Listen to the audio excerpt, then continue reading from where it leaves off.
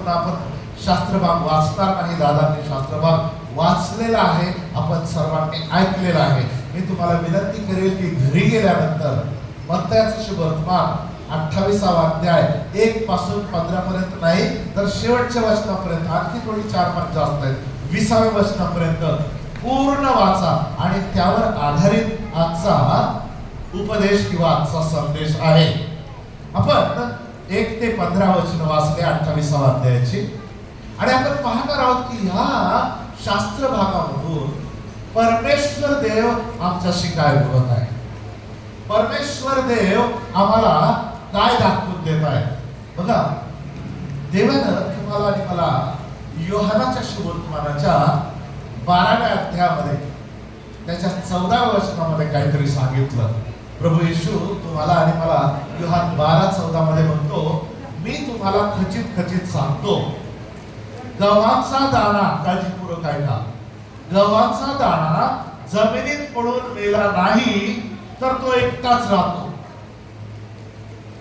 गव्हाचं पीक व्हायचं असेल तर गव्हाचा दाणा जमिनीत पडला पाहिजे, तो पुरला गेला पाहिजे, गाळला गेला पाहिजे आणि नाही तर तो एकटाच राहतो. पण तो जर मेला जमिनीमध्ये तर तो पुष्कळ फळ देतो. आमेन. शुक्रवारच्या दिवशी म्हणजे उत्तम शुक्रवारच्या दिवशी आम्ही पाहिलं की प्रभू येशू ख्रिस्ताने तुमच्या आणि माझ्यासाठी त्या कल्वरीच्या वधस्तंभावर आपला प्राण अर्पण केला. आणि योहान 10:17 मध्ये प्रभू येशू ख्रिस्ताने जे म्हटलं त्या दिवशी देखील ऐकलं की मी आपला प्राण परत घेण्यासाठी देतो, म्हणून माझ्यावर पिता प्रीती करतो.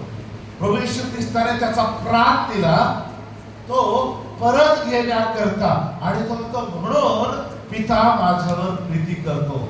आपण ऐकलं की गव्हाचा दाणा जर जमिनीत पडून मेला नाही तर त्याच्यापासून पीक येत नाही, पण मेला तर पुष्कळ पीक देतो.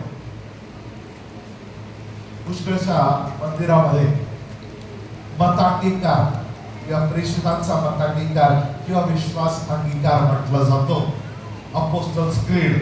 आणि त्याच्यामध्ये आम्ही म्हणतो की प्रभू येशू ख्रिस्त मरण पावला, तो पुरला गेला, शास्त्रात दिल्याप्रमाणे 3ऱ्या दिवशी पुन्हा उठला. म्हणजे येशू मरण पावला, पुरला गेला आणि त्याने आम्हाला जीवदान दिलं. आता आम्ही त्याच्यासाठी स्वर्ग राज्याचं पीक आहोत. हालेलुया. येशूला त्यांनी वधस्तंभावर दिलं, तो मेला, त्यांनी त्याला कबरेत ठेवलं, कबरेवर मोठी धोड लोटली, त्यावर शिक्का मारला, पहारा ठेवला, पण येशू मेलेल्यातून विजयाने मरणातून 3ऱ्या दिवशी पुन्हा उठला. आणि मग आम्ही म्हणतो प्रभू उठला आहे, प्रभू उठला आहे, खरोखर उठला आहे आणि आज तो प्रभू येशू जिवंत आहे. आणि मग आमच्याकडे पुष्कळसे गाणे आहेत, जिवंत आहे येशू, जिवंत आहे येशू, जिवंत आहे येशू, उठला आहे. आणि येशू उठला आहे याविषयीच्या पुष्कळशा गोष्टी आम्हाला मत्तयाचं शुभवर्तमान याच्या 28व्या अध्यायामध्ये दिसतात. काही वेळेला जेव्हा आम्ही म्हणतो प्रभू उठला आहे तर समोरची व्यक्ती म्हणते मी पाहिला आहे, प्रभू उठला आहे, मी पाहिला आहे. आणि मग आज आम्हाला देवाने काय काय दाखवलेलं आहे या 28व्या अध्यायामध्ये आम्ही काय काय पाहतो. 4 गोष्टी आम्ही पाहणार आहोत फक्त मत्तय अध्याय 28 मधून.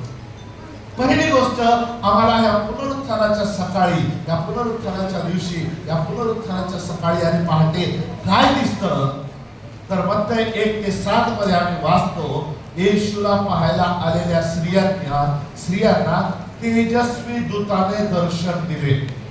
कुणी दर्शन दिले?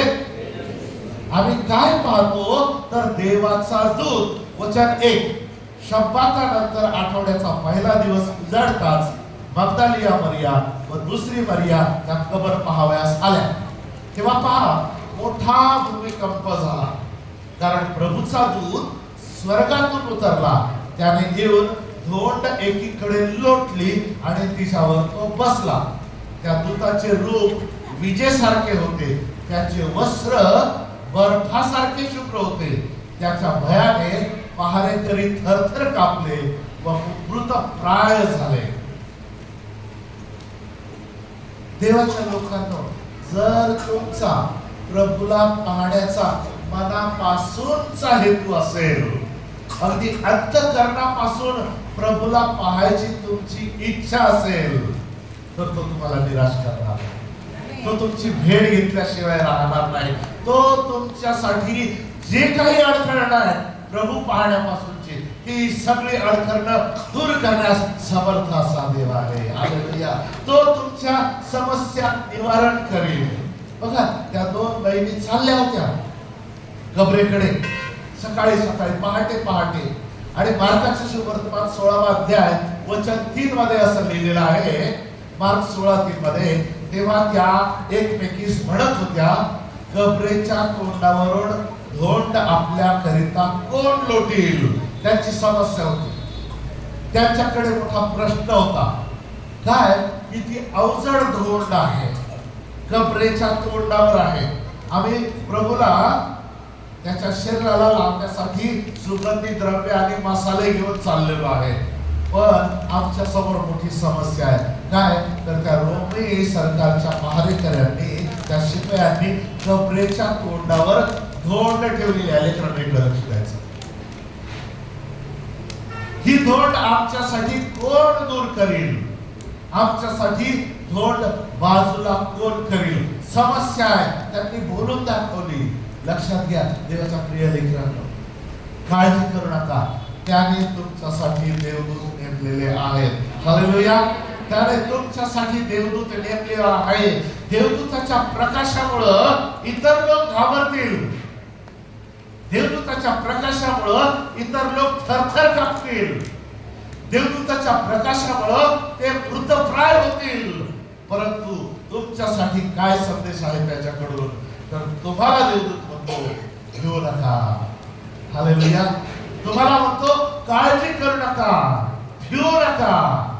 वचन 5 जर आपण वाचलं तर तिथे लिहिलंय, तुम्ही भिवू नका, कारण वधस्तंभावर खिळलेला येशूचा तुम्ही शोध करीत आहात हे मला ठाऊक आहे. काय म्हणतो देवदूत? तुम्ही भिवू नका, कारण वधस्तंभावर खिळलेल्या येशूचा तुम्ही शोध करीत आहात हे मला ठाऊक आहे. देवाच्या लोकांना काय समजलं याच्यातून आम्हाला, की आमच्या प्रभूला आमची समस्या माहित आहे. आमच्या प्रभूला आमचं अडथळण, आमचा प्रॉब्लेम त्याला चांगला माहित आहे. आणि तुमचा उद्देश, त्याला पाहण्याचा उद्देश हा चांगला उद्देश आहे हे देखील त्याला माहित आहे. आणि म्हणून जेव्हा आम्ही प्रभूला भेटतो तेव्हा तो म्हणतो, माझ्या मुला भिवू नको, माझ्या मुली भिवू नको, मी तुझ्या बरोबर आहे. मी म्हणजे साक्षात I am that I am, तो तुझ्या बरोबर आहे. त्या वचनामध्ये वचन 6 मध्ये पुढे लिहिलेले आहे, तो देवदूत म्हणतो तो तेथे नाही, तो तेथे. आजही पुष्कळ लोक पवित्र ग्रंथामध्ये ती कबर पाहायला जातात, ती रिकामी कबर आहे. आणि आम्ही पाहिलं काही लोक तिथं जाऊन ओक्साबोक्षी रडतात, परंतु तिथला गाईड म्हणतो त्यांना, तो इथं नाही हो, तो उठला आहे. तेव्हा त्या बहिणींना देवदूत म्हणाला, आज तिथला गाईड पण सांगतो तो इथं नाही, ही इज रिझन, तो उठला आहे. तो देवदूत म्हणतो तो इथे नाही, कारण त्याने सांगितल्याप्रमाणे, म्हणजे काय माहिती का, तो शब्दाचा देव आहे, तो वचनाचा देव आहे. त्याने सांगितलं तसं तो करतो आणि करणारच. तो इथे नाही, कारण त्याने सांगितल्याप्रमाणे तो उठला आहे. या तो निजला होता ते स्थळ पहा, प्रभू उठला आहे. हालेलुया. आजही हजारो लोक ज्या वेळेला तिथं जातात तेव्हा तिथं एकच संदेश आहे, त्या दाराला, उघडलेल्या दाराला पाठीमागून पण लिहिलेला आहे, ही इज रिझन, तो उठला आहे, तो इथं नाही. आणि म्हणून जेव्हा आपण म्हणतो प्रभू उठला आहे, तर खात्रीने म्हणतो खरोखर उठला आहे, प्रभू उठला आहे. वचन 7 मध्ये देवाचा दूत त्यांना सांगतो, तो तुमच्या आधी गालिलात जात आहे, तो तुमच्या आधी गालिलात जात आहे, तिथं तो तुमच्या दृष्टीस पडेल. पहा, मी हे तुम्हाला सांगितले आहे. हे मी वगैरे फार महत्वाचे आहे. मी म्हणजे खुद्द देवाच्या समोर उभे राहणारे देवदूताने तुम्हाला सांगितलेला विश्वास ठेवा. त्याचा अर्थ असा, मी हे तुम्हाला सांगितलं आहे, देवदूताने सांगितलेलं आहे, खरं माना. आज आमच्या पुढे आमचा तारणारा प्रभू येशू ख्रिस्त हा स्वर्गीय गालिलामध्ये गेलेला आहे. आम्ही त्याला पुन्हा भेटणार आहोत. तो तेथे आमच्या दृष्टीस पडणार आहे. तो देवदूतासह येणार आहे आणि स्वर्गात देवदूतासह आम्ही जाणार आहोत. आम्ही जाणार आहोत. तो म्हणतो ना, तुमचा अंतःकरण अस्वस्थ अथवा बेचैन होऊ नका. देवावर विश्वास ठेवा आणि माझ्यावर विश्वास ठेवा. माझ्या पित्याच्या घरात राहण्याची जागा पुष्कळ आहे. नसत्या तर मी तुम्हाला कसं सांगितलं असतं. पहा, मी तुमच्यासाठी जागा तयार करायला जातो आणि जागा तयार झाली म्हणजे मी पुन्हा येऊन तुम्हाला घेऊन जाईल, यासाठी की जिथं मी आहे तिथं तुम्ही असावं. तो आज आमच्या पुढे स्वर्गीय गालिलामध्ये गेलेला आहे. पुनरुत्थान आम्हाला काय दाखवतं? तर पुनरुत्थान पहिली गोष्ट आम्हाला स्वर्गीय दूत दाखवतं. स्वर्गदूत आम्हाला ते दाखवतं. आता स्वर्गदूत दाखवतं. आम्ही पाहिलं कबर आहे, कबरेवरची धोंड आहे, पण धोंड लोटली गेली. पक्क लक्षात ठेवा, येशूला बाहेर येण्यासाठी धोंड लोटलेली नाही. परत नीट ऐका, येशूला बाहेर पडायसाठी देवदूतांनी धोंड बाजूला सरकवण्याची गरज नाही. ते बंद असतानाही येशू त्याच्यातून बाहेर येऊ शकतो. या बहिणींना कळण्यासाठी पाहतो तिथे नाही, ते बघण्यासाठी ती रिकामी कबर आहे म्हणून ती धोंड लोटली गेली आणि देवदूत त्याच्यावर बसला. बरं का? नाहीतर तुम्ही म्हणाले येशूला आता उठायचं होतं आणि मग त्याने बाहेर, नाही, त्याला गरज नाही त्याची. He can straight away walk. पुनरुत्थित ख्रिस्त भिंतीमधून आत येऊ शकतो, शिष्य बंद दरवाजामध्ये असतात. हा पुनरुत्थित ख्रिस्त आम्हाला दिसतो. आजच्या सकाळी दुसरी गोष्ट आम्हाला काय दिसतं? तर पुनरुत्थित ख्रिस्त, रिझरेक्टेड क्राइस्ट. वचन 8 मध्ये लिहिलेलं आहे, तेव्हा त्या स्त्रिया भीतीने व हर्षातिशयाने, हर्षातिशय म्हणजे अतिशय झालेला हर्ष, फार मोठा आनंद. तेव्हा त्या स्त्रिया भीतीने व हर्षातिशयाने कबरेपासून लवकर निघून, का? देवदूत भेटला. देवदूताने सांगितलं, मला माहिती आहे तुम्ही कोणाला शोधता, पण तो तिथं नाही. येशूला तुम्ही शोधता, तो तुमच्या आधी गालिलात गेलाय. आणि त्याने सांगितलं, सांगा माझ्या भावांना सांगा, मी तुमच्या आधी तिथं जातो, तुम्ही तिकडं, मी तुम्हाला तिकडं भेटेल. आणि आता वचन 8 मध्ये हे ऐकल्यानंतर या स्त्रिया ज्या आहेत, भल्या पहाटे त्याच्या शरीराला मसाले किंवा ते सुगंधी द्रव्य लावण्यासाठी आलेल्या होत्या. त्यांना भीती वाटली, अतिशय आनंद झाला आणि त्या कबरेपासून लवकर निघून त्याच्या शिष्यांना हे वर्तमान म्हणजे ही बातमी, ही न्यूज सांगण्यासाठी धावत गेल्या. कशा गेल्या बहिणी? हॅलो, बहिणी कशा गेल्या? त्या धावत गेल्या. आपण येशूला बघायचं असेल तर कसं जायचं माहिती का? नंबर 1, आमच्या अंतःकरणामध्ये देवाचं भय पाहिजे. नंबर 2, देवाला भेटत आहोत म्हणून आमच्यामध्ये आनंद पाहिजे आणि अतिशय आनंद पाहिजे, त्या भीतीने व हर्षातिशयाने. आणि नंबर 3, आम्ही लवकर, त्या कशा गेल्या शिष्यांना सांगायला? आम्ही जसं येतो ना 10ची टाइम दिल्यावर 10:15, 10:30, 11:15 लवकर. हे मार्गाचं शुभ वाचायला होमवर्क देतो सगळ्यांना. आणि जिथं जिथं लागलीच लगेचच झटकन लवकर सगळे अंडरलाईन करा. किती वेळेवर लागलीच तो तारवात बसून गेला, लागलीच. अहो, प्रभूचं काम झटपट आहे, आळशासारखं झालंय. हॅलो, प्रभूचं काम कसं आहे? नो मोर डिले, झटपट. तुम्हाला आरोग्याची गरज आहे, आरामात आरोग्य दिलं चालेल का? कसं पाहिजे? प्रभूचं काम लवकर. प्रभूला भेटायला यायचं, अंतःकरणामध्ये आदरयुक्त भीती पाहिजे. नंबर 2 अतिशय आनंद पाहिजे. नंबर 3 लवकर निघायला पाहिजे. कसं निघायला पाहिजे? आम्ही धावत जायचं. एक भजन ऐकलं होतं दादा, ऐकलं नव्हतं, मला माहित असेल. आम्ही धावत आलो तुमच्या भेटीसाठी. प्रभू ख्रिस्ताची ऐकली वार्ता. आम्ही धावत आलो भजनासाठी. आम्ही प्रभूचं भजन म्हणजे प्रभूचं धन्यवाद, प्रभूचं गुणानुवाद करण्यासाठी कसं यावं? 4 गोष्टी. देवाचं भय बाळगावं अंतःकरणामध्ये, मोठा आनंदी अंतःकरण असावं, आम्ही लवकर निघावं आणि धावत जावं. आमच्या बहिणींनी तसं केलं हो. धडा कोणी दिला आपल्याला? लेडीज डिपार्टमेंटनी. हॅलो, टाळ्या वाजवा तुमच्यासाठी. हा धडा दिला बहिणींनी. सगळं काम धाम करून आवरून लवकर. आमच्यामध्ये देवाचं भय असावं. आम्हाला प्रभूविषयी इतरांना सांगण्यासाठी आनंद असावा आणि मोठा आनंद असावा. आणि आम्ही प्रभूच्या विषयीचं सांगण्याचं काम लवकर करावं, कंटाळा करू नये, धावत जाऊन करावं. म्हणजे we should be on our toes. वचन 9. मग पहा, येशू त्यांना भेटून म्हणाला, कल्याण असो. काय असो? इथं कुणाला मल्याळम समजतं का? कल्याण व्हायचं ना? कल्याण ज्यांना समजलं की हसले. कल्याण व्हायचं असेल ना तर प्रभूची भेट आवश्यक आहे, प्रभूचा आनंद आवश्यक आहे, प्रभूचं भय आवश्यक आहे, प्रभूविषयीची बातमी इतरांना सांगणं गरजेचं आहे, कळकळीचं आहे, चांगली गोष्ट आहे. मग पहा, येशू त्यांना भेटून म्हणाला, कल्याण असो.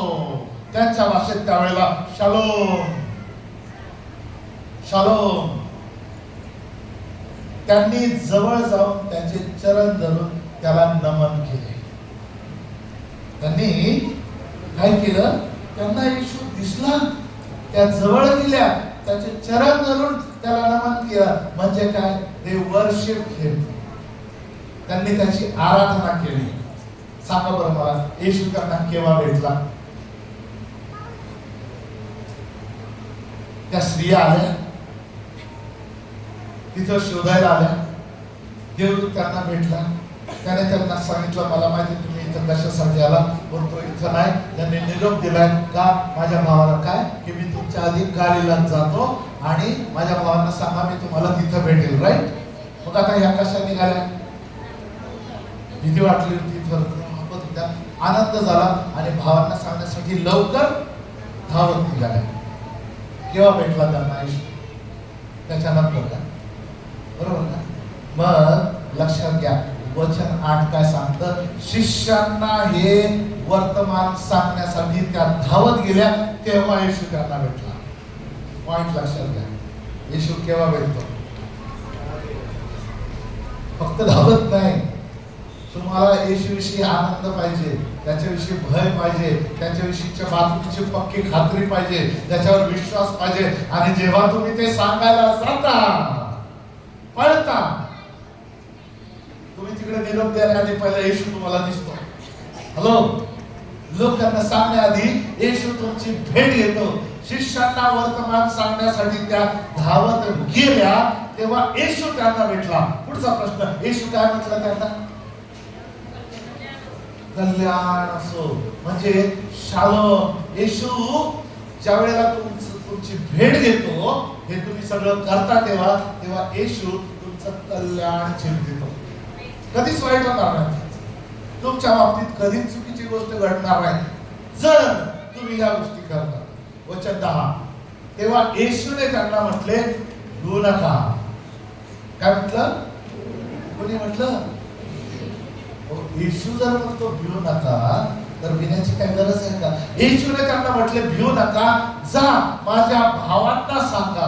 बघा बहिणींनो, किती मोठी जबाबदारी येशूने आणि पुनरुत्थित येशूने दिली. तुम्हाला मला सांगू द्या, पुनरुत्थित येशू ख्रिस्ताने पहिल्यांदा बहिणींना भेट दिली.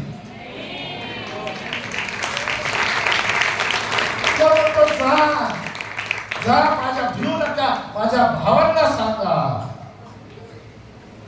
त्यांनी गालीलात जावे, मी तिथे त्यांच्या दृष्टीस पडेल. भावांना काळजी करायची नाही. का त्यांना पहिल्यांदा भेट दिली?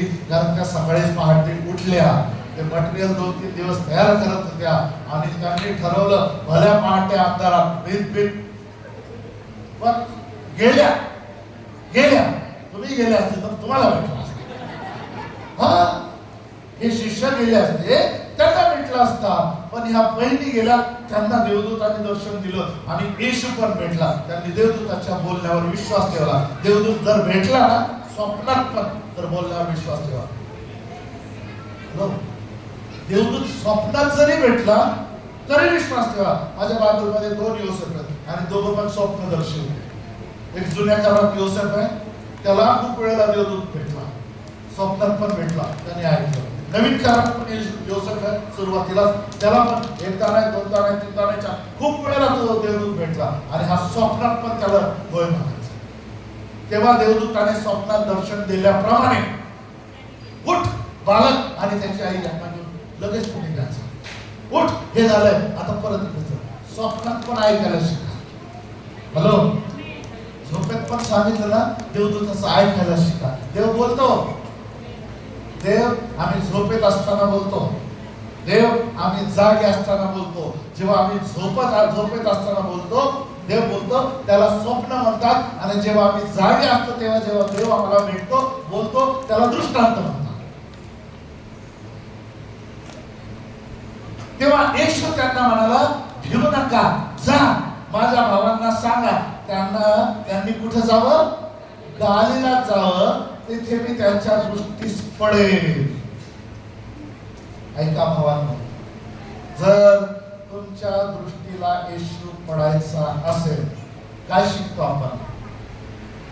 आम्ही जाऊन सांगायचं. जा सांगा मग बंधुजना आलो जिंकून या मरणा. वामन निर्मळकर साहेबांनी कविता लिहिली. जा सांगा मग बंधुजना आलो जिंकून या मरणा. अहो काय सुंदर. का बसला दळूनी मागे, का बसला दळूनी मागे, निजला का तरी वाजागे. सोडून धुंदी बहु आनंदी साधा संधी, जराश करुताच्या गाना कळवा तारण वर्धाना. अजूनही टाइम गेलेला नाही, अजूनही येशूविषयी सांगू शकता. जोपर्यंत तुम्हाला संधी आहे तोपर्यंत येशूविषयी सांगा. तुम्ही त्याचं वर्तमान लोकांना सांगा. आम्ही त्याच्या पुनरुत्थानाचा संदेश, वर्तमान न्यूज, गुड न्यूज लोकांना सांगायचे आहे. का आम्ही प्रभात फेरी काढली सकाळी? त्याच्यासाठीच की लोकांना कळावं प्रभू उठला आहे आणि तो जिवंत आहे. आम्ही जर हे करतो तर एक लक्षात घ्या, तो तुम्हाला विसरणार नाही. म्हणा, प्रभू मला विसरणार नाही. तर नेहमीने देवाच्या लोकांसाठी आणि देवाच्या नगरासाठी काही काम केलं आणि स्वतःच प्रार्थना केली, प्रभू मी जे काही केलं त्याचं विसर तुला पडू देऊ नको. चांगलं आहे, डू दॅट प्रेयर. तो तुम्हाला विसरणार नाही, तुमचं कल्याणच करेल. काय करेल? कल्याण. शालो बघा, पुष्कळ जणांचं वचन पाठ आहे. यिर्मया 29:11 पाठ आहे ना, ज्यांचं पाठ आहे त्यांनी माझ्या बरोबर म्हणा, तुम्हाविषयी माझ्या मनात जे संकल्प आहेत ते मी जाणतो. ते संकल्प तुमच्या हिताचे आहेत, अनिष्टाचे नाही. ते तुम्हाला तुमच्या भावी आयुष्याविषयीच्या सुस्थितीची आशा देणारे आहेत. देवाची योजना चांगली आहे तुमच्यासाठी. योजना चांगली आहे, तुझ्यासाठी पण योजना चांगली आहे, पण देवाचं ऐकायचं. देवाची योजना चांगली आहे, त्याचं ऐका. येशू आज जिवंत आहे आणि तो तुम्हाला आणि मला आजही म्हणतो, माय चाइल्ड हिअर नाउ. भिवू नको, भिवू नको, भिवू नको. आणि तो सांगू का तुम्हाला, तो असं नाही म्हणत बरं का मी तुझ्या पाठीशी आहे, तो म्हणतो मी तुझ्या बरोबर आहे. हालेलुया. तो तुमच्या बरोबर आहे. तो म्हणतो मी तुम्हाला सांगतो भिवू नका. आणि म्हणून त्यांनी सांगितलंय की मी तुमच्या दृष्टीस पडेल. सांगितलं ना, त्यांना सांगा शिष्यांना मी पुन्हा तुम्हाला तिथे भेटेल. आजही प्रभू तुम्हाला परत भेटणार आहे. तो लोकांना सांगा प्रभू तुमच्या दृष्टीस पडेल 100%. तुम्हाला माहित आहे आम्ही एका विशिष्ट वेळेलाच ते वचन ऐकतो. का माहित आहे? फार चांगले संत पौल आणि थेसलोनिकेतल्या मंडळीला लिहिलेल्या पत्राच्या 4थ्या अध्यायामध्ये, तेव्हा आज्ञाध्वनी, आद्य दिव्य दूताची वाणी आणि देवाच्या तुतारीचा नाद होत असता प्रभू स्वतः आकाशातून उतरतात आणि प्रभू मध्ये जे निजलेले आहेत ते उठवले जातील. त्यानंतर जिवंत आपण असे जे प्रभूला भेटण्यासाठी मेघारूढ असे अंतराळात वर उचलले जाऊ आणि प्रभू बरोबर सदा सर्वदा राहू. आम्ही प्रभूला पाहणार आहोत, आम्ही प्रभूला भेटणार आहोत. त्यांनी सांगितलंय तुम्ही जा. पुष्कळ लोक त्याच्यावर विश्वास ठेवत नाही, परंतु जे विश्वास ठेवतात त्यांना जीवन प्राप्ती आहे. बघा, या जगामध्ये पुष्कळ थोर लोक होऊन गेले, महान महान समाज सुधारक होऊन गेले, मोठमोठे नेते पुढारी होऊन गेले. या जगामध्ये वेगवेगळ्या देशात महान राजे, नेते, पुढारी, समाज सुधारक होऊन गेले आणि त्या लोकांनी चांगल्या चांगल्या गोष्टी केल्या. ते लोक चांगल्या चांगल्या गोष्टी बोलले, अनेक नेते झाले, अनेक पुढारी झाले, अनेक समाज सुधारक झाले, चांगल्या गोष्टी बोलले, चांगल्या गोष्टी केल्या. ते मेले, त्यांना पुरलं गेलं किंवा जाळलं गेलं, पण त्यांच्या कबरा आजही आहेत. प्रभू येशू ख्रिस्त पण येऊन गेला. प्रभू येशू ख्रिस्त चांगल्या गोष्टी बोलला, प्रभू येशू ख्रिस्ताने चांगल्या गोष्टी केल्या, तरी त्याला वधस्तंभावर दिलं गेलं. तो मेला, त्याला पुरलं, पण तो तिसऱ्या दिवशी मेलेला तो पुन्हा उठला आणि आज तो येशू जिवंत आहे. फक्त एकच व्यक्ती जगामध्ये सुरुवातीपासून आजपर्यंत असा आहे की ज्याची कबर रिकामी आहे. तो चांगल्या गोष्टी बोलला इतरांप्रमाणे, त्याने चांगल्या गोष्टी केल्या, पण लोकांच्या कबरी इथं आहेत त्या सगळ्या बंद आहेत. येशूची कबर रिकामी आणि उघडी आहे. हा आहे येशू. पुनरुत्थानाच्या दिवशी आम्ही काय पाहतो? आम्हाला देवदूत दिसतो. पुनरुत्थानाच्या दिवशी आम्ही काय पाहतो? तर आम्हाला पुनरुत्थित ख्रिस्त दिसतो आणि म्हणून आम्ही मेलेल्या देवाची नाही, तर आम्ही जिवंत देवाची सेवा करतो. काय गाणं गायला आम्ही? सुरुवातीचे शब्द पण सांगा. चांद और सूरज की हम प्रस्तिश हम नहीं करते, क्योंकि जिंदा खुदा है हमारा. आमचा देव जिवंत आहे आणि आम्ही त्याची सेवा करतो. तो पुनरुत्थित ख्रिस्त आहे आणि आज सकाळी आम्ही त्याला पाहतो. दोन गोष्टी आपण पाहिल्या पुनरुत्थानाच्या दिवशी. काय पाहतो आम्ही? एक, तेजस्वी दूत दिसतो. नंबर 2, पुनरुत्थित ख्रिस्त दिसतो. नंबर 3, पुनरुत्थानाच्या सकाळी आम्हाला पुनरुत्थानाची सभा दिसते. वचन 16 जे आम्ही वाचलं नाही सकाळी, घरी गेल्यानंतर ते पण वाचायचं. 16, 17, 18, 19. मत्तयाचं सुवर्तमान 28 अध्याय वचन 16. इकडे 11 शिष्य गालिलात जो डोंगर येशूने सांगून ठेवला होता त्यावर गेले. त्यांनी सांगून ठेवला होता तिथं जा, माझी वाट पहा, मी तुम्हाला तिथं भेटेल. इकडे 11 शिष्य गालिलात जो डोंगर येशूने सांगून ठेवला होता त्यावर गेले आणि त्यांनी त्याला तिथे पाहून नमन केले. काय म्हटलं होता? बहिणींना, जाऊन माझ्या शिष्यांना सांगा की मी तुम्हाला तिकडे भेटेल. भेटला की नाही? आमचा प्रभू वचनाचा प्रभू आहे. आमचा प्रभू खरा आहे आणि जर आम्ही त्याची लेकरं म्हणतो, जितक्यांनी त्याचा स्वीकार केला तितक्यांना त्याने देवाची लेकरं होण्याचा अधिकार दिला, तर आमचं बोलणं पण त्याच्यासारखंच आहे. जर आम्ही कुणाला म्हटलं की तुला तिथं भेटल तर तुम्ही तिथं पाहिजेच, तरच तुम्ही देवाचे लेकरं शकता, नाही तर नाही. त्यांनी त्याला तिथं पाहून नमन केले, पण कित्येकांना संशय वाटला. नाही तो नाही, दुसरा आहे. कित्येकांना संशय वाटला. आम्ही करायचं काय? आम्ही करायचं आहे तर येशूने जे सांगितलं ते करायचं. येशूने जर म्हटलं इथं जा तर आम्ही इथं जायचं. येशूने म्हटलं माझी वाट पहा तर आम्ही वाट पाहायचं. येशूने म्हटलं तुम्हाला मी भेटल तर तो नक्कीच भेटल. आम्ही काय करायचंय? त्यांनी काय केलं? त्याला नमन केलं. आम्ही त्याची आराधना करायची. कित्येकांनी विश्वास ठेवला, कित्येकांनी संशय घेतला. आम्ही शंका घ्यायची नाही. मी गुरुवारच्या दिवशी सांगितलं शंकेची 2-3 उदाहरणं. हे मी कशावरून समजू? देवाच्या दूताला जत्र्या म्हटला. देवदूत म्हटला सांग तू कशावरून तू मोठा होशील कराशील. देवाच्या दूतावर देवावर संशय घ्यायचा नाही, देवाच्या वचनावर संशय घ्यायचा नाही, देवाचं वचन तुमच्यापर्यंत आणणाऱ्यावर संशय घ्यायचा नाही. परंतु वचन काय सांगितलेलं आहे मला सांगू द्या. देवाच्या प्रिय लोकांना, या पुलपिटवर खूप लोक येतील, मोठमोठे लोक आले असतील आणि येतील, भरपूर काही तुम्हाला सांगतील माझ्या सहित. तुमचं काम आहे सांगितलेल्या गोष्टी वचनाच्या चौकटीत बसणाऱ्या आहेत की नाही हे पाहणं तुमचं काम आहे. आणि वचनाच्या चौकटीत बसणारा जर असला तर ते पाळणं तुमच्यासाठी बंधनकारक आहे. जर वचनामध्ये नाही असं जर तो माणूस सांगतोय विसरून जा, पण जर वचनामध्ये आहे तो माणूस सांगतो, तर तो माणूस सांगतो ना म्हणून नाही, तर देवाचं वचन सांगतं म्हणून ते आहे. हालेलुया. पुष्कळ लोक येतील. आम्ही करायचं काय तर येशूने सांगितल्याप्रमाणे करायचं. आम्ही त्याची आराधना करायची, त्याच्यावर शंका न घेता आम्ही त्याच्यावर विश्वास ठेवायचा. आणि कदाचित इतर लोक विश्वास ठेवणार नाहीत, पण आम्ही त्याची वर्शिप करायची, त्याला नमन करायचं. वर्शिप विषयी खूप काही सांगायला आहे. अगदी उत्पत्तीच्या पुस्तकामधून सुरुवातीपासून वर्शिप सुरू आहे. जेव्हा अब्राहम आपल्या मुलाला घेऊन गेला परमेश्वराने सांगितलेल्या डोंगरावर, आपल्या सेवकांना घेतलं, दोघा सेवकांना म्हटलं तुम्ही इथं गाढवाजवळ थांबा, मुलगा आणि मी जाऊन परमेश्वराची उपासना करून परत येतो.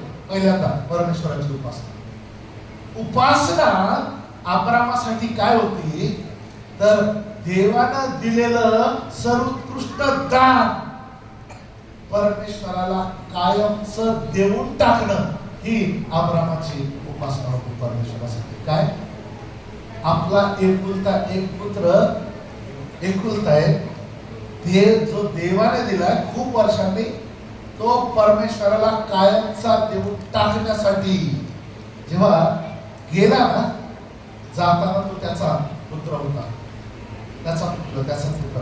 पण जेव्हा त्याचं समर्पण झालं ना, त्यानंतर तो त्याचा नव्हता, तो देवाचा होता.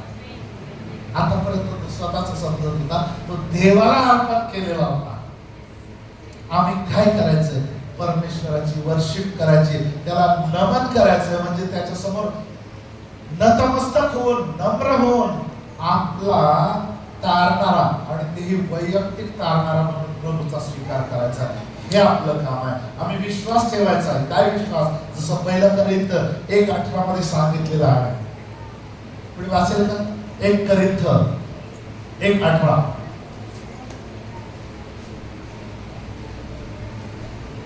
कारण ज्यांचा नाश होत आहे त्यांना वधस्तंभाविषयीचा संदेश मूर्खपणाचा आहे. ऐका, तुम्ही सांगाल सगळेच जण विश्वास ठेवणार नाहीत, काही विश्वास ठेवतील, काही शंका घेतील. पण जर त्यांचा नाश होत आहे तर त्यांना वधस्तंभाविषयीचा संदेश कसा आहे? मूर्खपणाचा आहे. पण ज्यांना तारण प्राप्त होत आहे, ज्यांना तारण प्राप्ती होत आहे, अशा आपणाला तो देवाचे सामर्थ्य असा आहे. हालेलुया. वधस्तंभाचा संदेश म्हणजे येशूचा संदेश तुमच्या आणि माझ्यासाठी सामर्थ्य असं आहे. आणि कोणतं सामर्थ्य? देवाचं सामर्थ्य. बघा गालिलामध्ये काय झालं. गालिलामध्ये त्यांनी प्रभू येशूची आज्ञा पाळली. जा म्हटले, तिथे गेले. गालिलामध्ये प्रभूची आज्ञा पाळली, ते गेले. आज्ञा पाळली म्हणून प्रभू येशूचं त्यांना दर्शन झालं. पुष्कळ लोकांना वाटतं देव माझा ऐकत नाही, देव माझा ऐकत नाही, देव माझा ऐकत नाही. एकदम सोपं आहे. आज्ञा पालनापासून सुरुवात करा. देव तुमची भेट घेईल, त्याच्या वचनाच्या द्वारे भेट घेईल. जशी देवाच्या लोकांची भाकर देऊन त्याने भेट घेतली. आम्ही रूतच्या वचनामध्ये, रूतच्या पुस्तकामध्ये वाचतो. आम्हीला कळालं आणि मग परत यायला निघाले. परमेश्वराने भाकर देऊन त्याच्या लोकांची भेट घेतली. तुमची भेट घेत होते भाकर देऊन. कोणती भाकर आहे? वचनाची भाकर. तो म्हणतो मी जीवनाची भाकर आहे, तो तुमची भेट घेतो. काय करतो? भेट घेतो. त्यांनी आज्ञा पाळली, ते येशूला पाहू शकले आणि येशूला पाहिल्यानंतर त्यांनी येशूला नमन केलं. योहानाचं शुभवर्तमान 14वा अध्याय वचन 19 ऐकूया आपण. योहान 14:19 काय म्हणतो प्रभू येशू शिष्यांना? आता थोडाच वेळ आता आहे, थोडाच वेळ आहे, मग जग मला आणखी पाहणार नाही. त्याला पक्का माहित होतं त्याचा देवाचा प्लॅन काय आहे. आता थोडाच वेळ आहे, मग जग मला पाहणार नाही, पण तुम्ही मला पाहाल. पण तुम्ही मला पाहाल. येशू वचनाचा पक्का आहे. जसं तो म्हटला तसंच त्यानं केलं. थोडा वेळ झाला, त्यानंतर त्यांनी त्याला पाहिलं नाही, कारण 3 दिवस तो कबरेमध्ये होता. तो पुन्हा उठला. आता त्यांनी त्याला पाहिलं. आधीच सांगून ठेवलं होतं त्यांनी थोडा वेळ आहे. पण मग जग मला आणखी पाहणार आणखी नाही, पाहणार नाही, पण तुम्ही मला पाहाल. तुम्ही मला पाहाल. मी जिवंत आहे, मी जिवंत आहे, म्हणून तुम्हीही जिवंत राहा. because I live, you also shall live. मी जिवंत आहे म्हणून तुम्ही जिवंत आहात. तुम्ही जिवंत असाल. हे खरं पुनरुत्थान आहे. आम्ही ख्रिस्तामध्ये जिवंत आहोत. हालेलुया.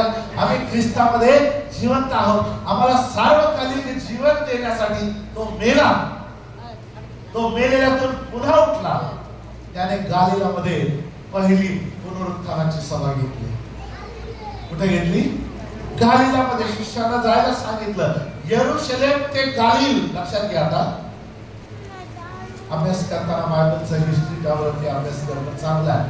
यरूशलेम पासून गालिल पर्यंत मोठा अंतर आहे. पण जर येशूला पाहायचं आहे तर कष्ट घ्यावे लागते. यरूशलेम पासून गालिल पर्यंत जायला अंतर मोठं आहे, पण पुष्कळ क्लेश होतील. तुम्हाला त्रास होईल. पण एक लक्षात घ्या, तो तुम्हाला विसरणार नाही. तुमची भेट घेईलच.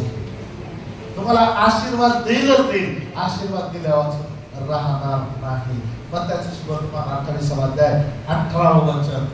तेव्हा येशू जवळ येऊन त्यांच्याशी बोलताना म्हणाला, स्वर्गात आणि पृथ्वीवर सर्व अधिकार मला दिलेला आहे. जेव्हा जेव्हा सर्व वापरतात वाचाल ना बायबलमध्ये, आठवण करा हा माणसाने सर्व शब्द कसा वापरला.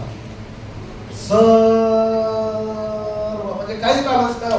किती मोठं लांबपर्यंत केलं तरी कमीच आहे. येशू जवळ येऊन त्यांच्याशी बोलताना म्हणाला, स्वर्गात आणि पृथ्वीवर सर्व अधिकार मला दिलेला आहे. बघा, आम्ही त्याच्यासाठी जमलो, आम्ही त्याच्या सेवेमध्ये असलो तर तो जवळ येतो. ते काय केले? येशूसाठी जमले. आम्ही जर येशूसाठी जातो, त्याच्या जवळ येतो, तर तो आमच्या जवळ येतो. आम्ही जर त्याच्यासाठी जमलो, त्याच्या सेवेत असलो, त्याला नमन करणारे असलो, तर तो फक्त जवळ येत नाही, तो आमच्याशी बोलतो. दाखवलं पुनरुत्थानाच्या सभेत, तो आमच्याशी बोलतो. बघा प्रकटीकरण 1:18 मध्ये तो म्हणतो, मी जिवंत आहे. मी जिवंत आहे. जो जिवंत तो मी आहे. मी मेलो होतो तरी पहा, मी युगानुयुग जिवंत आहे. आणि मरणाच्या आणि अधोलोकाच्या किल्ल्या माझ्या जवळ आहेत. लक्षात घ्या, पुनरुत्थानामध्ये आम्ही काय पाहतो? नंबर 1, आजच्या सकाळी आम्ही तेजस्वी देवदूत पाहतो. आम्ही काय पाहतो? तर गालिलामध्ये हे लोक गेलेले आहेत पुनरुत्थित ख्रिस्ताला पाहायला. नंबर 2 आणि नंबर 3 आम्ही पुनरुत्थानाची सभा पाहतो. पुनरुत्थानाची सभा. आणि चौथी गोष्ट महत्वाची आणि शेवटची गोष्ट मी तुम्हाला सांगणार आहे आणि आजचा संदेश बंद करणार आहे. चौथी गोष्ट म्हणजे काय आहे? तेव्हा 19 आणि 20 वचन. स्वर्गात आणि पृथ्वीवर सर्व अधिकार मला दिलेला आहे. म्हणून तेव्हा तुम्ही जाऊन काय? तुम्ही जाऊन सांगा बरं शेजारच्या व्यक्तीला तुमच्या मोठ्या आवाजात, तुम्ही जाऊन. आता दुसऱ्या बाजूला तुम्ही जाऊन. तर झालं ना? आता स्वतःला तुम्ही जाऊन. घरात बसून नाही. सेवा घरात बसून होणार नाही. ऑनलाईन तुम्ही जाऊन काय? जीओडी गॉड आहे ना, गॉड. ते जीओडी गॉड त्याच्यातला 2/3 गो आहे. गो 2/3 काय आहे? जा. हो, तुम्ही जाऊन. म्हणा ना, और जोर से जाऊन काय म्हणतो तो, सर्व राष्ट्रातील लोकांना ख्रिस्ती करा. ख्रिस्ती करा.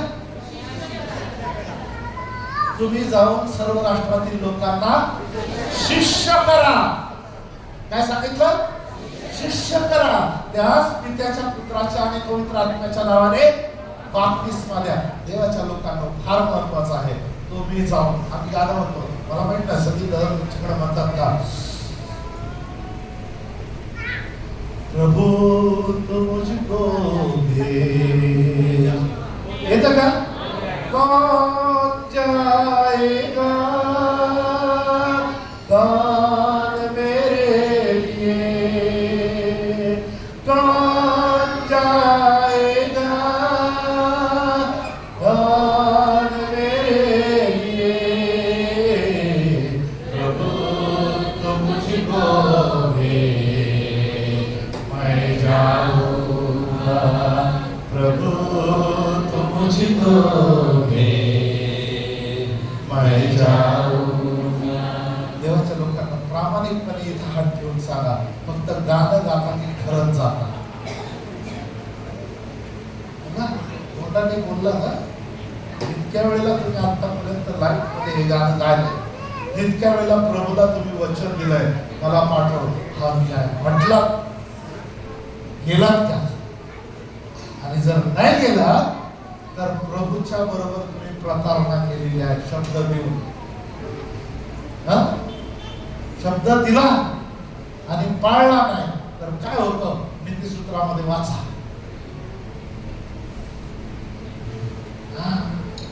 त्याने आज्ञा दिलेली आहे, म्हणजे ऑप्शन नाहीच ठेवला त्याने. गो ये देअरफॉर. तुम्ही जाऊन, आम्ही घरी बसून हे होणार नाही. आता त्या तुम्ही मध्ये तसं लिहिता आलं असतं ना त्याला, सेवकांनी जाऊन, शिष्यांनी जाऊन, फक्त यांनीच जाऊन, पाळकांनीच जाऊन. त्या Efes 4:11 मध्ये लिहिलेले, फक्त सुवार्तिकांनीच जाऊन, फक्त संदेष्टांनीच जाऊन नाही. काय म्हटलं त्याने? त्या दोन्ही मध्ये तुमचा आणि माझा सगळ्यांचा समावेश आहे. ऐकता का? मी संपवतोय. त्या दोन्ही मध्ये तुमचा आणि माझा सगळ्यांचा समावेश आहे. पण आम्ही काय करतो? आम्ही त्याने सांगितलेल्या सगळ्या गोष्टी पाळतो का? त्याचं वचन आहे 28वा अध्याय वचन 19, तुम्ही जाओ, तुमचा माझा समावेश आहे. ही आज्ञा आहे. सर्व राष्ट्रातील लोकांना शिष्य करा. काही जण म्हणतात नाही, त्या 5 पदरी सेवेमध्ये माझा समावेश होत नाही. पण घरी गेल्यानंतर परत वाचा. त्याच्यामध्ये काय, खूप जणांचा घोटाळा झाला, ते एकच वचन मारतात. त्याच्यामध्ये लिहिलंय, त्यानेच कोणी प्रेषित, कोणी संदेष्ट, कोणी पाळक, कोणी सुवार्तिक आणि शिक्षक नेमले. आम्ही तिथं सांगतो ते ह्यासाठी की त्यांनी, म्हणजे ह्या 5 प्रकारच्या लोकांनी, त्यानेच कोणी संदेष्ट, कोणी सुवार्तिक, कोणी पाळक, कोणी शिक्षक नेमलेले. यांनी पवित्र जनांना, पवित्र जन म्हणजे कोण? मंडळी. यांनी पवित्र जनांना, नीट ऐका, सेवेच्या कार्यासाठी, पुढचं वचनचं शेवट वाचतो मी, तयार करावे. यांना सेवेच्या कार्यासाठी तयार करावे. नीट जर वाचलं तर लक्षात येईल तुमच्या की ह्यांचं सेवा कार्य यांनी तयार करायचं. पण घोटाळा होतो, हे तयार करत नाही, हेच सगळं करतात आणि ते तिथंच राहतात. घरी गेल्यानंतर परत वाचा एफेसकारास पत्र 4 अध्याय 11-12. त्यानेच कोणी प्रेषित, कोणी संदेष्टे, कोणी सुवार्तिक, कोणी पाळक आणि शिक्षक नेमले, ते ह्यासाठी की त्यांनी पवित्र जनांना सेवेच्या कार्याकरता आणि ख्रिस्ताच्या शरीराची रचना पूर्णतेस नेण्याकरता सिद्ध करावे. हॅलो, तुमचं काम आहे ख्रिस्ताच्या शरीराची रचना पूर्णच होणार नाही जोपर्यंत तुम्ही सेवा कार्य करत नाही. नीट वाचा, स्वतः समजून घ्या. आम्ही ख्रिस्त गाजवायचा आहे. प्रत्येकाने घरात, शेजाऱ्यांमध्ये, मित्रमंडळीमध्ये, मग बाहेर. घरात, शेजारी पाजारी, मग बाहेर. त्याने सांगितलं ना, आम्हाला एरिया दिले टप्प्याटप्प्याने. आधी स्वतःच्या घरात येरुशलेमेत, मग यहुदिया, मग शमरोना आणि मग जगाच्या शेवटापर्यंत. पण आम्ही तसं नाही करत. आम्ही म्हणतो देवा माझं काय BTH MTH झालंय, विजा मिळाला तर फार बरं होईल. डायरेक्ट जगाच्या शेवटापर्यंत उडी मारायची नाही. त्याला पद्धत आहे. देवाचं वचनामध्ये नियम आहे. काय करायचं? साक्षी कुठं व्हायचं? पहिलं यरुशलेम, म्हणजे तुमच्या घरात, तुमच्या ठिकाणी, मग यहुदिया तुमच्या लोकांमध्ये, मग शमरोन बाहेरचे लोक आणि मग जगाच्या शेवट. हा देवाचा पॅटर्न आहे. आम्हाला जायचं आहे.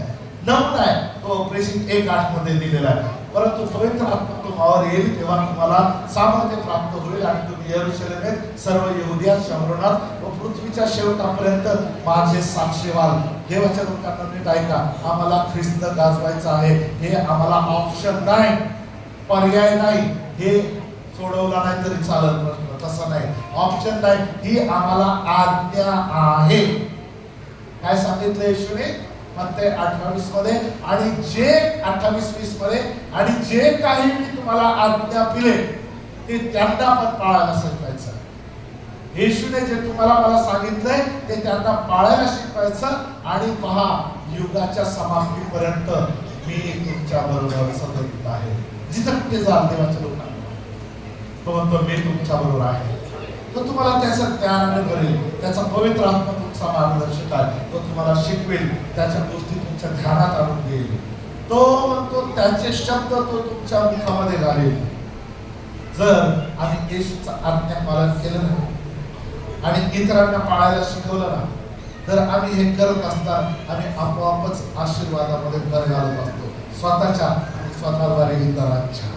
आम्ही हे करत असताना त्याचं अभिवचन आम्हाला आहे की युगाच्या समाप्तीपर्यंत मी तुमच्या बरोबर आहे. म्हणजे तो जर आमच्या बरोबर आहे तर आम्हाला कसलं भय नाही. तो जर आमच्या बरोबर आहे तर आम्हाला कसलीच कमी नाही. जिथं तो आहे तिथं स्वर्ग आमच्यासाठी. परंतु हे लक्षात घ्या, जर आम्ही त्याने सांगितलेलं आहे ते करू तरच.